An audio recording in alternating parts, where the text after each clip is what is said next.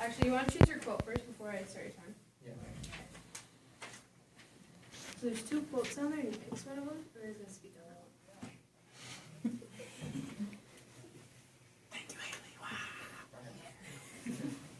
Which one are you choosing? I'll figure it out. Okay, I'll set it aside then.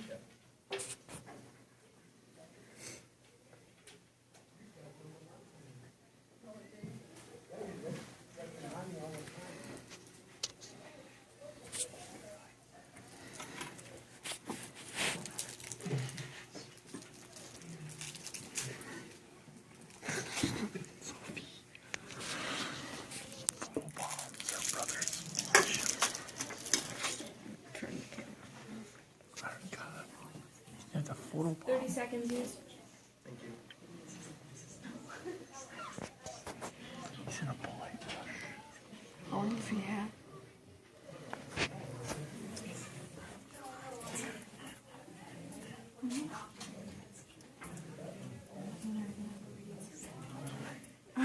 That's only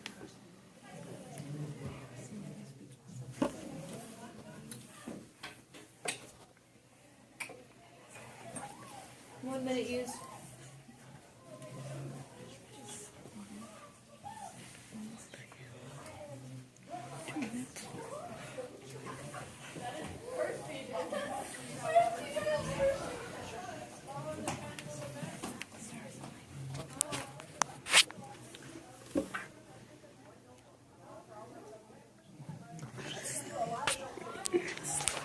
The great Abraham Lincoln once said, "The philosophy of the schoolroom in one generation will be the philosophy of government in the next."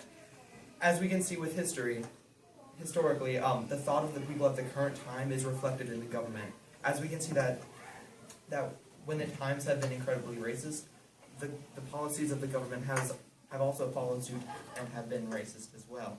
However, this quote is not exactly up to date, as now we can see that our students and our children have another great teacher, which is in this case, the media. So, I believe that one very clear example that just displays what the media teaches our children can be found in the TLC show, My Strange Addiction. I quote, "Jennifer's addiction began at age 5, when she ate the seat of the family car." With shows like this educating our children, and at the rate that these shows are consumed by consumers, it's no wonder that as time goes on, our children get more and more weird. As we can see with the evolution of the internet and Tumblr, there are so many strange things out there. For example, on Tumblr, there's an idea floating around called the Febreze serial killer, where victims are lured to rooms blindfolded and asked to smell the location around them. They smell roses while hover around in his bodies. This Tumblr post sent the specific poster to the therapist because their mother saw it. And that, according to Tumblr, is reason 666 that we don't show our parents our Tumblr. So we can see that children are getting more and more strange as the media we consume are getting more and more strange. What other impacts have this had? Well, we can see that a lot of humor today is of the racist or sexist type. And we can see that in especially countries that have free speech, these ideas are becoming more and more commonplace, especially with the French, as we discussed earlier, having their incredibly anti-Semitic themes both within their social aspect and in their legislation. We can see that this is becoming an issue and that the media needs to be more concerned with what they're showing our children and therefore creating for the future government. Another issue created by this sort of weird education for our children is that we aren't really sure how to interact with each other. This is something that's widely debated among educators and philosophers and psychologists worldwide. However, it is thought that the use of our cell phones decreases the effectiveness of our communication in face-to-face.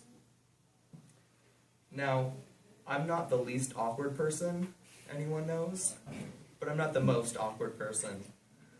Let's be fair. I mean, we're in speech. Everyone here is a little awkward. And technology has definitely, I think, contributed in some part to that. And then just continuing on with the strange education results in strange children, We can look back to Reddit. There are so many sites out nowadays that their whole purpose is to entertain, to be odd, to be funny, and to be off-putting.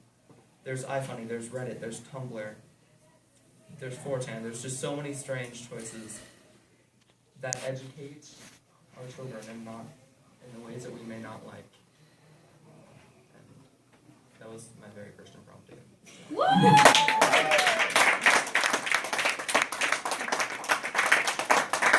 Great job. My other quote was, "If the freedom of speech is taken away, then dumb and silent we may be led like sheep to the slaughter," by George Washington. Why do they pick such dark quotes? Yeah. You can't make jokes, but Do that. slaughtering I sheep. tried though. And you guys are free to leave. Thank you for coming to the showcase of the stars tonight. Students, there are your letter certificates in the cafeteria as well as more